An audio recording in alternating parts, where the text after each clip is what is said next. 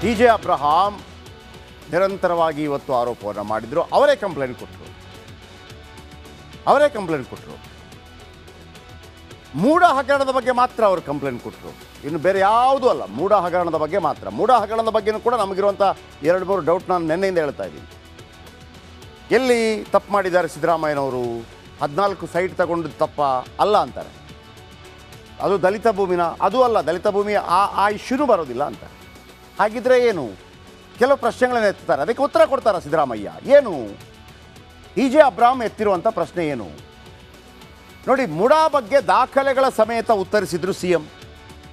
2-2.5 ಗಂಟೆಗಳ ಕಾಲ ಸದನ ಮುಗಿದ ನಂತರ ನಿರಂತರವಾಗಿ 2.5 ಗಂಟೆಗಳ ಕಾಲ ಪತ್ರಿಕಾಗೋಷ್ಠಿಯನ್ನು ಮಾಡಿದ್ರು ವಿಧಾನಸೌಧದಲ್ಲಿ. ಈಗ ಟಿ ಜೆ ಅಬ್ರಹಾಂ ಹೇಳ್ತಾರೆ, ಅಸಲಿಗೆ ಸಿದ್ದರಾಮಯ್ಯ ಕೊಟ್ಟ ಲೆಕ್ಕ ಉಪಯೋಗಕ್ಕೆ ಬರೋದಿಲ್ವಂತೆ. ಆಮೇಲೆ ನಾವಿಲ್ಲಿ ತನಕ ಏನು ಚರ್ಚೆ ಮಾಡಿದ್ವಿ, ಜವರನಿಂಗ, ಆತ ದಲಿತ, ಆ ಥರ ಅವರ ಮಗ ದೇವರಾಜು, ಅವರಿಗೆ 3 ಜನ ಮಕ್ಕಳು, ದೇವರಾಜ್ ಅವರಿಗೆ ಎಲ್ಲ ಬರ್ಕೊಟ್ಟಿದ್ರು, ಅದು ಇದೆ, ದಾಖಲೆ ಇದೆ ಅಂತೇಳಿ ಸಿದ್ದರಾಮಯ್ಯ ಹೇಳಿದರು. ಇವರು ಹೇಳ್ತಾರೆ ಜವರನಿಂಗ ಅವರ ಕತೆ ನಿಮ್ಮ ಪ್ರಾಸಿಕ್ಯೂಷನ್ ವಿಚಾರಕ್ಕೆ ಬೇಕೇ ಆಗಿಲ್ಲ, ಅದು ಬೇಕಾಗಿಲ್ಲ.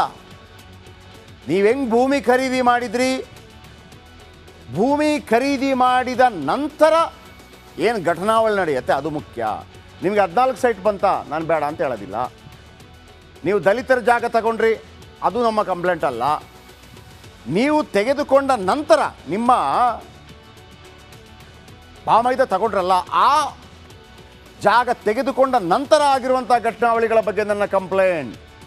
ಏನು ಹೇಳ್ತಾರೆ? ಅಸಲಿಗೆ ಕೆಸರೆ ಗ್ರಾಮದಲ್ಲಿ ಕೃಷಿ ಜಮೀನೇ ಇರಲಿಲ್ಲ. 2004ರಲ್ಲಿ ಭೂಮಿಯ ನೋಂದಣಿ ಮಾಡಲಾಗುತ್ತೆ. 2004ರಲ್ಲಿ ಭೂಮಿಯ ನೋಂದಣಿ ಮಾಡಲಾಗುತ್ತೆ. 3.16 ಎಕರೆ ಜಮೀನು ಮಲ್ಲಿಕಾರ್ಜುನ ಸ್ವಾಮಿಗೆ ನೋಂದಣಿ ಆಗುತ್ತೆ. ಯಾವಾಗ? 2004ರಲ್ಲಿ ಭೂಮಿಯ ನೋಂದಣಿ 3.16 ಎಕರೆ 2004ರಲ್ಲಿ. ಆದರೆ ಇವರು ಹೇಳೋದು 2004ರಲ್ಲಿ ನೀವು ಆ ಜಾಗ ತಗೊಂಡ್ರಿ, 2004ರಲ್ಲಿ ಆ ಜಾಗ ತಗೊಂಡ್ರಿ. ಆದರೆ ಆ ಜಾಗ ತಗೊಂಡಾಗ ಕೃಷಿ ಭೂಮಿ ಅಂತ ತಗೊಂಡ್ರಿ, ಅದರಲ್ಲಿ ಉಲ್ಲೇಖ ಇದೆ, ಇದು ಕೃಷಿ ಭೂಮಿ ಅಂತ. ಅಬ್ರಹಾಂ ಹೇಳೋದು ನೀವೇನು ತಗೊಂಡ್ರಿ 2004ರಲ್ಲಿ? ಅದೊಂದು ಕೃಷಿ ಭೂಮಿ, ಜವರನಿಂಗ ಅವರ ಮಗನಿಂದ ತಗೊಂಡೆ. ಆದರೆ ಅದೇ ಜಾಗ 2001ರಲ್ಲೇ ದೇವರಾಜ ಬಡಾವಣೆ ಆಗಿತ್ತು.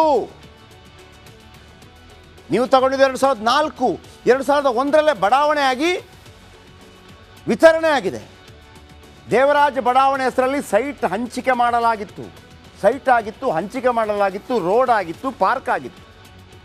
2001ರಲ್ಲೇ ರಸ್ತೆ ಮಾಡಿ ಸೈಟ್ ಕೂಡ ಮಾಡಿ ಹಂಚಲಾಗಿತ್ತು.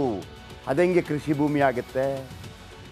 ಅದೆಂಗ್ರಿ ಕೃಷಿ ಭೂಮಿ ಆಗುತ್ತೆ 2004ರಲ್ಲಿ? ಮತ್ತೆ 2001ರಲ್ಲಿ ಸೈಟ್ ಆಗಿದೆ, ಹಂಚಿಕೆ ಆಗಿದೆ. ಯಾರಿಗೋ ಹಂಚಿದ್ದ ಸೈಟನ್ನು ಖರೀದಿ ಮಾಡಿದ್ರ ನೀವು ಮಲ್ಲಿಕಾರ್ಜುನ್ ಅವರೇ ಅಂತ ಟಿ ಜೆ ಅಬ್ರಹಾಂ ಕೇಳೋದು. 2004ರಲ್ಲಿ ನೀವು ಜಮೀನು ಖರೀದಿ ಮಾಡ್ತೀರಿ, ಆ ದಾಖಲೆ ಪ್ರಕಾರ ನೀವು ಹೇಳ್ತೀರಲ್ಲಿ ಕೃಷಿ ಭೂಮಿ ಅಂತ. ಅಲ್ಲಿ ಕೃಷಿ ಭೂಮಿ ಇರಲಿಲ್ಲ, ಕೃಷಿ ಜಮೀನು ಇರಲಿಲ್ಲ, ಬಡಾವಣೆ ಇತ್ತು. 2001ರಲ್ಲಿ ಬಡಾವಣೆ ಇರುತ್ತೆ. ನೀವು ಖರೀದಿ ಮಾಡಿದ ನಂತರ 2004ಕ್ಕೆ ಖರೀದಿ ಮಾಡ್ತೀರಿ, 2010ರಲ್ಲಿ ಕೃಷಿ ಭೂಮಿ ಅಂತ ನಮೂದು ಮಾಡ್ತೀರಿ. ನೋಡಿ, 9 ವರ್ಷಗಳ ಗ್ಯಾಪ್. ಟಿ ಜೆ ಅಬ್ರಹಾಂ ಏನು ಹೇಳ್ತಿದ್ದಾರೆ? ನೀವು ತಗೊಂಡ್ರೆ ಯಾವಾಗ? 2004ರಲ್ಲಿ ಕೃಷಿ ಭೂಮಿಯಿಂದ ತಗೊಳ್ತೀರಿ. ನಮೂದು ಯಾವಾಗ ಮಾಡ್ತೀರಿ? 2010ರಲ್ಲಿ. ಆದರೆ 2001ರಲ್ಲಿ ಅದು ದೇವರಾಜ ಬಡಾವಣೆ ಅಂಥೇಳಿ ನಿವೇಶನ ಹಂಚಿಕೆ ಮಾಡಿ ಆಗಿತ್ತು. ಅಲ್ಲಿ ರೋಡ್ ಇತ್ತು, ಅಲ್ಲಿ ಪಾರ್ಕ್ ಇತ್ತು, ಅಲ್ಲಿ ನಿವೇಶನ ಇತ್ತು. 2004ರಲ್ಲಿ ಅದಂಗೆ ಕೃಷಿ ಭೂಮಿ ಆಗುತ್ತೆ? ಕೃಷಿ ಭೂಮಿ ಆಗಿದ್ದು ಯಾವಾಗ? 2010ರಲ್ಲಿ ನೀವು ಮಾಡಿಕೊಂಡ್ರಿ. ಹೆಂಗೆ? ಯಾರು ಮಾಡಿದ್ದು? ತಹಶೀಲ್ದಾರ್ ಮತ್ತು ಜಿಲ್ಲಾಧಿಕಾರಿಗಳು ಇದು ಕೃಷಿ ಭೂಮಿ ಅಂತ ನಮೂದು ಮಾಡ್ತಾರೆ. ಅವರು ಕೃಷಿ ಭೂಮಿ ಅಂತ ನಮೂದು ಮಾಡಬೇಕು ಅಂತಂದರೆ ಹೋಗಿ ಪರಿಶೀಲನೆ ಮಾಡಿರಬೇಕು. ಯಾರು? ಇಬ್ಬರೂ ಪರಿಶೀಲನೆ ಮಾಡಿರಬೇಕು. ಡಿ ಸಿ ಪರಿಶೀಲನೆಗೆ ಹೋದಾಗ ಅಲ್ಲಿ ಇದ್ದದ್ದು ಬಡಾವಣೆ.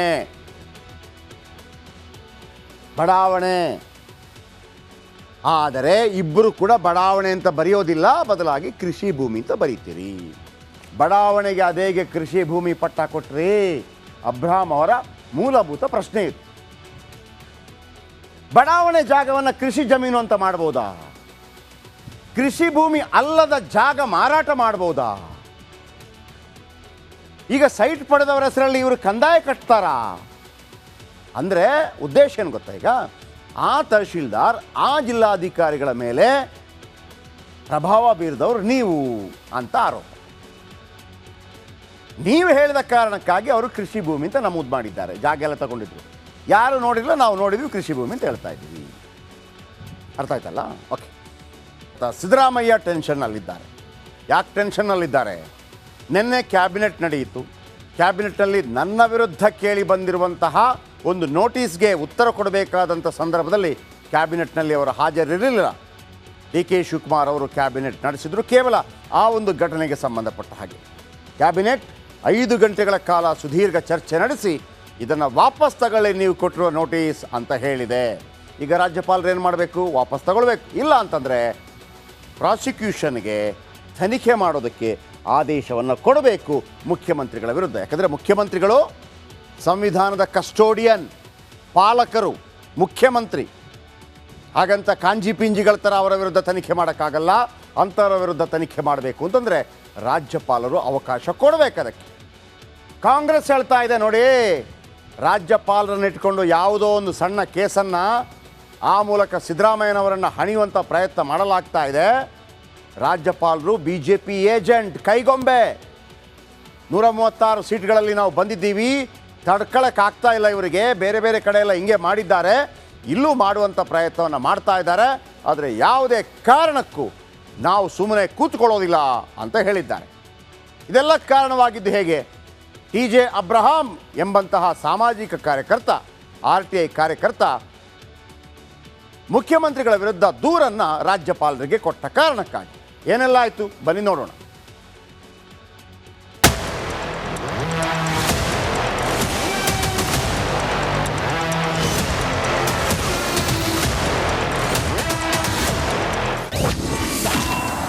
ಸಿದ್ದರಾಮಯ್ಯ ಅಬ್ರಹಾಂ ಮಧ್ಯೆ ಜೋರು ಜಗಳ. ವಿಜಯೇಂದ್ರ DKಶಿ ಮಧ್ಯೆಯೂ ಭರ್ಜರಿ ಕಿತ್ತಾಟ. ರಾಜಭವನ ಹಾಗೂ ರಾಜ್ಯ ಸರ್ಕಾರದ ಮಧ್ಯೆ ಮೂಡ ತಿಕ್ಕಾಟ ಜೋರಾಗಿದೆ. ನೋಟಿಸ್ ಸಮರದ ಮಧ್ಯೆ ಮಾತನಾಡಿದಂತಹ ಮುಖ್ಯಮಂತ್ರಿ ಸಿದ್ದರಾಮಯ್ಯ, TJ ಅಬ್ರಹಾಂ ಒಬ್ಬ ಬ್ಲಾಕ್ ಮೇಲರ್ ಅಂದ್ಬಿಟ್ರು. ಇದಕ್ಕೆ ಕೆರಳಿದ ಅಬ್ರಹಾಂ, ಇಲ್ಲದ ಭೂಮಿಗೆ ಪರಿಹಾರ ಪಡೆದಿದ್ದೀರಿ ಅಂತ ಕೌಂಟರ್ ಕೊಟ್ರು. ಅಬ್ರಹಾಂ ಒಬ್ಬ ಅವನ ಆಂಟಿಸಿಡೆಂಟ್ಸ್ ನೋಡಿದಾಗ ಅವನೊಬ್ಬ ಬ್ಲ್ಯಾಕ್ ಮೇಲರು. ಅವನ ಕಂಪ್ಲೇಂಟ್ ಮೇಲೆ ನೀವು ಆಕ್ಟ್ ಮಾಡಿರ್ತಕ್ಕಂಥದ್ದು ಕಾನೂನು ಬಾಹಿರವಾಗಿರ್ತಕ್ಕಂಥ ವಿಚಾರ. ಅವನು ಈ ಥರದ್ದು ಅನೇಕ ಜನರಿಗೆ ಇಂಥದೇ ನೋಟಿಸ್ ಕಂಪ್ಲೇಂಟ್ಗಳನ್ನು ಕೊಡ್ತಾ ಇದ್ದಾನೆ. ಅದು ಯಾವುದೇ ಅಫೆನ್ಸನ್ನು ನಾನು ಮಾಡಿಲ್ಲ. ಉತ್ತರನೇ ಕೊಡಲಿಲ್ಲಲ್ರಿ, ಉತ್ತರನೇ ಕೊಡಲಿಲ್ಲ. ನಿಮ್ಮ ಮೇಲೆ ಪ್ರಾಸಿಕ್ಯೂಷನ್ ಕೊಡ್ಬೋದೋ ಇಲ್ಲೋ ಅನ್ನೋದಕ್ಕೆ ನಾನು ಸಮಜಾಯಿಸಿ ಕೇಳಿದ್ರೆ ಅದಕ್ಕೆ ಉತ್ತರ ಕೊಡ್ದಿರಾ, ಕೊಡಬೇಡಿ ಅಂತ ಹೇಳಿದ್ರೆ ವಾಟ್ ಇಸ್ ಯುವರ್ ಡಿಫೆನ್ಸ್? ಕಾನೂನಲ್ಲಿ ಕೇಳ್ತದೆ, ಗವರ್ನರು should give you an opportunity. ಅದು ಕೊಟ್ಟಿದ್ದಾರೆ. ಈಗ ಎರಡನೇ ಪ್ರಶ್ನೆಯಲ್ಲಿ ಬರೋದು ಆವತ್ತೇ ಕೊಟ್ಬಿಟ್ರಲ್ಲ ಅಂತ. ಆವತ್ತೇ ಕೊಡೋಕ್ಕೇನು ತಪ್ಪು? DCM DKಶಿಗೆ ಅಬ್ರಹಾಂ ನೇರ ಸವಾಲು. TJ ಅಬ್ರಹಾಂ ಇಷ್ಟಕ್ಕೆ ಸುಮ್ಮನಾಗ್ಲಿಲ್ಲ.